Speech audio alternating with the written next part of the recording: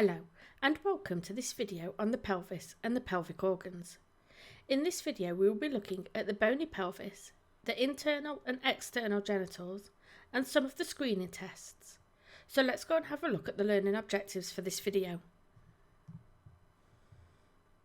After this video and any further self-directed study, you should be able to identify the bony features of the pelvis and differentiate between biological male and female pelvis.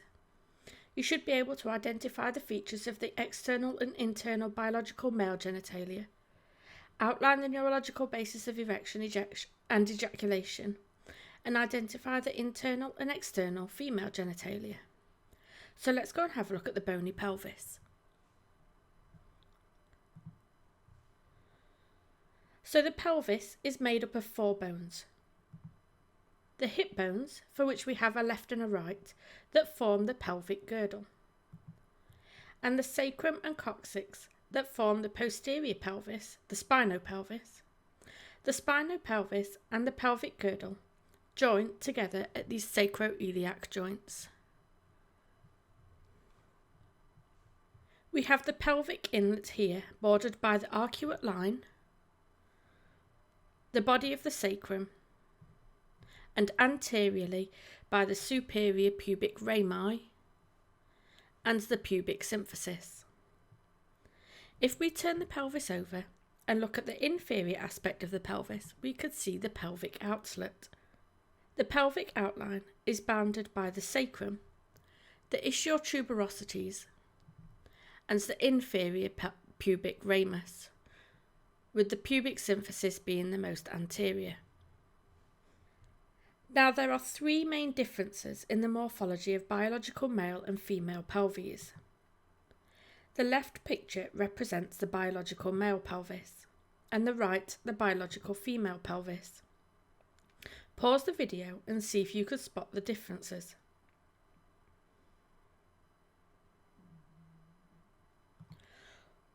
One of the differences are between the angles of the inferior pubic rami. The angle of these 2 bones are termed the infrapubic angle.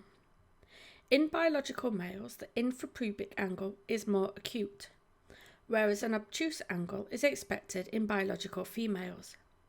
This is to allow the passage of a fetus out of the birth canal through the pelvic outlet.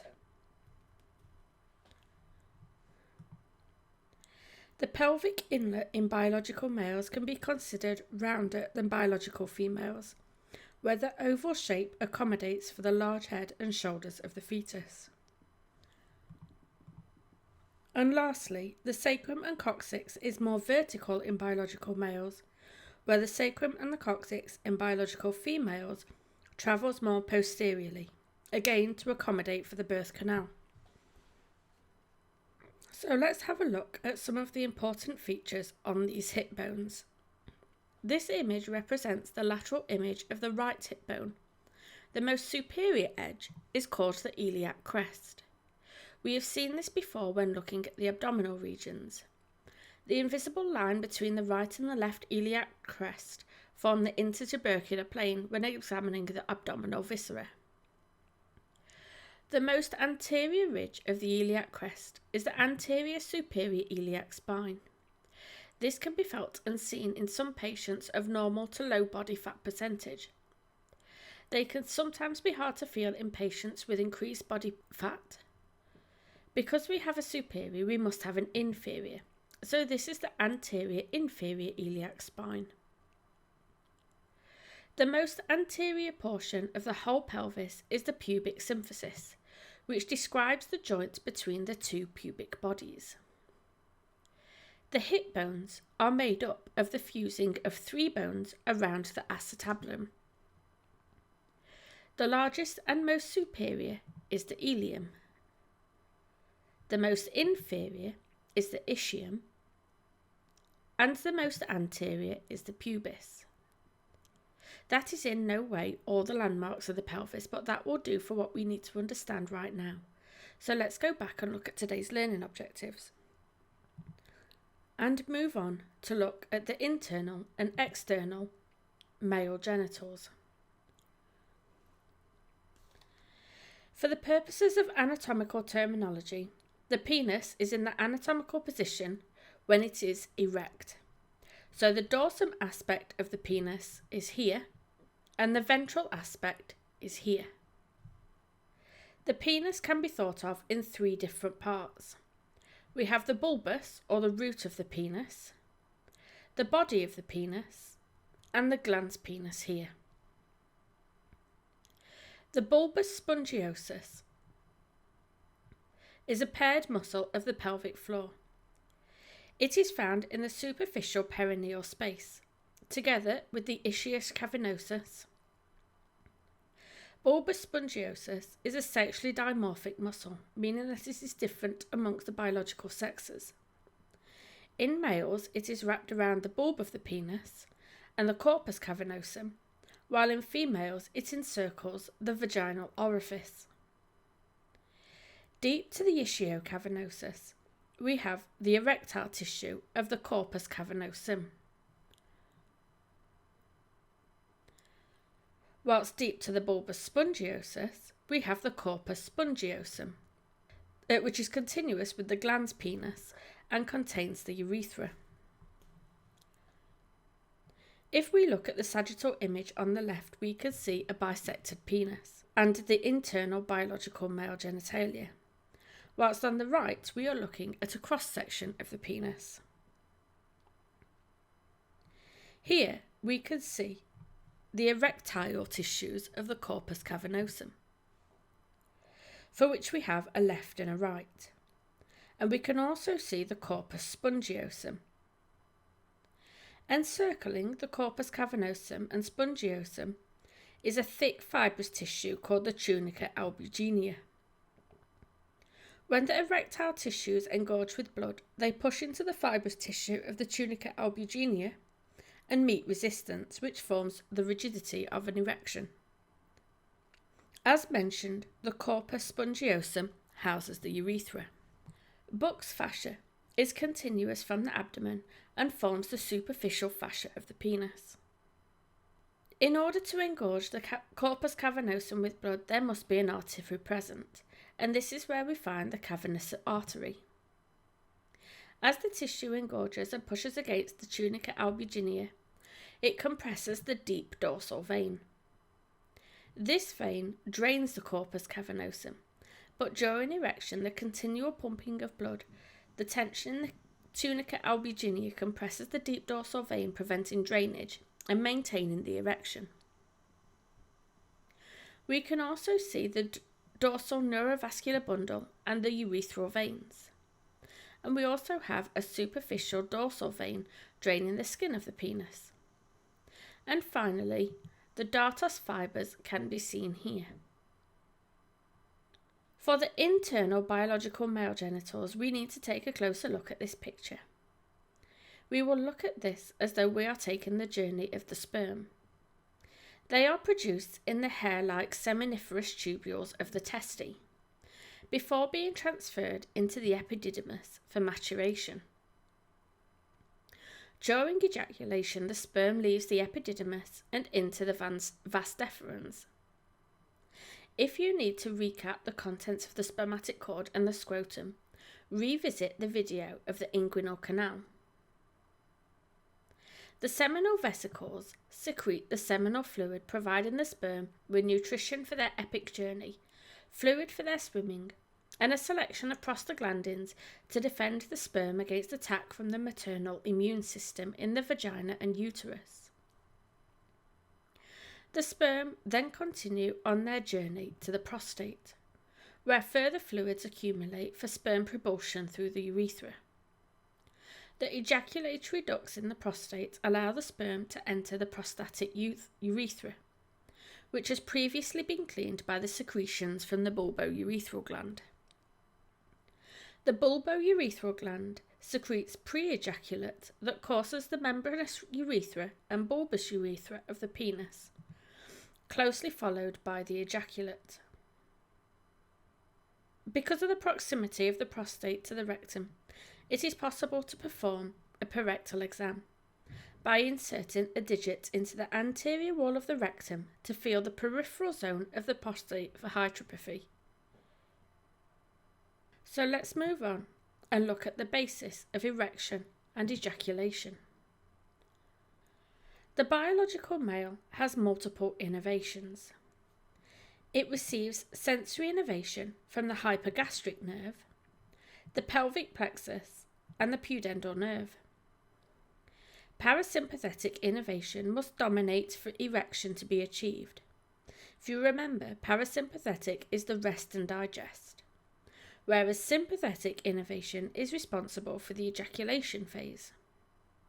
There are also somatic motor and somatic sensory innervations involved during the process of both erection and ejaculation.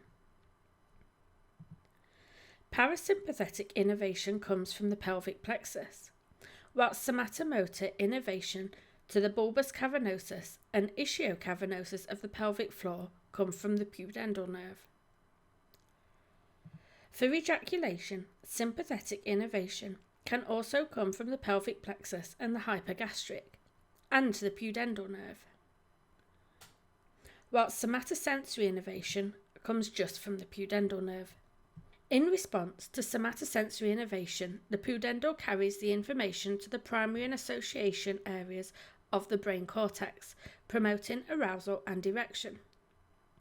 Upon adequate stimulation, the ejaculatory reflex arc in the spine is formed from the sympathetic innervation triggers, the cascade of contraction to propel the sperm through the system of tubes and out of the glans meatus. Additionally, it is also important to know that non-cortical communication is required for erection and ejaculation. Some patients with complete spinal cord injuries can also experience the erection reflex arc. In this scenario, stimulus of the penis, such as during catheterization, can evoke erection in the patient without sexual arousal or conscious awareness. To summarize the mechanism of erection, it is stimulated by parasympathetic innervation, which causes leakiness of the arterial wall of the cavernous arteries. Blood leaks into the erectile tissues, which engorge against the tunica albuginea and compress the deep dorsal veins, preventing them from draining. When blood entering the tissues subsides, the erection subsides and becomes flaccid.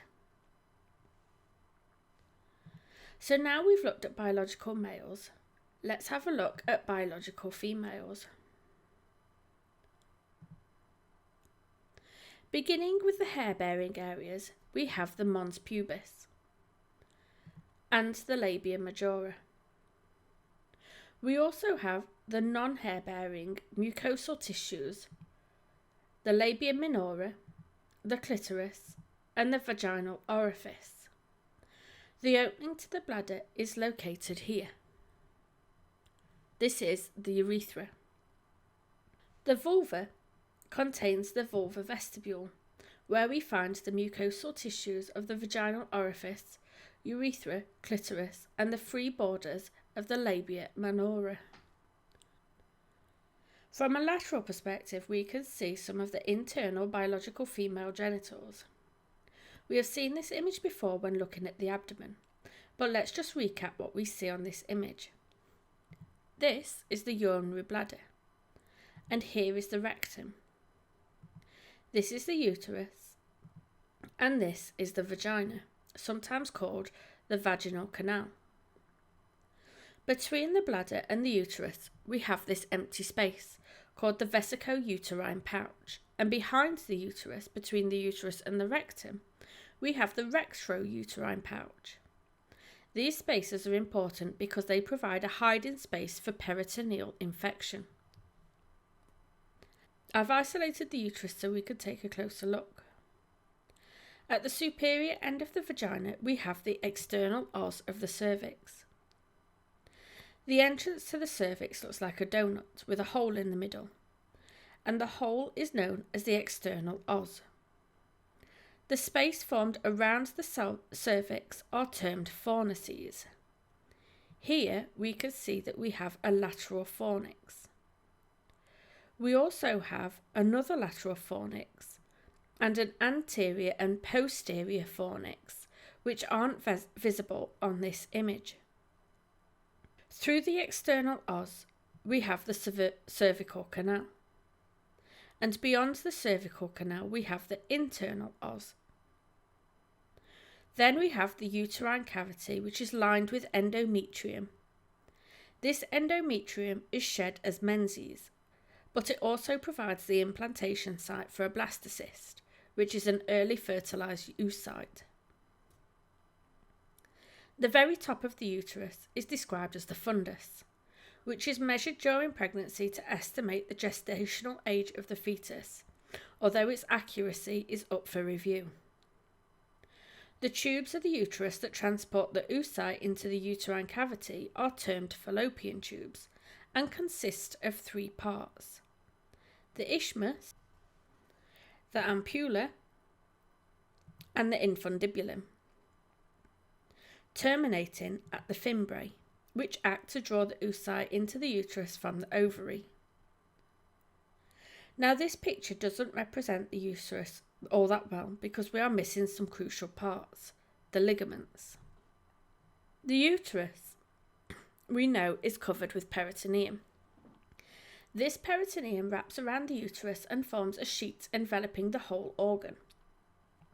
This is called the broad ligament, that isolates the uterus from the other pelvico-abdominal organs. There are 2 important ligaments that attach to the ovaries. The first one carries the neurovascular bundle to the ovary. This is the ovarian suspensory ligament. But we also have a ligament that holds the ovary in close proximity to the uterus.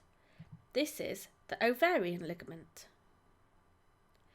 The uterosacral ligament and the round ligament help to hold the uterus in the anteverted position, especially during pregnancy. Often, these ligaments are strained during pregnancy and cause considerable discomfort to the childbearing person.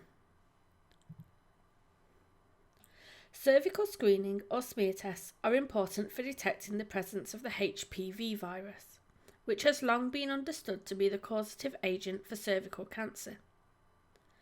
As it currently stands in January 23, biological women aged between 25 and 49 are routinely screened every 3 years, whilst those over 50 are screened every 5 years.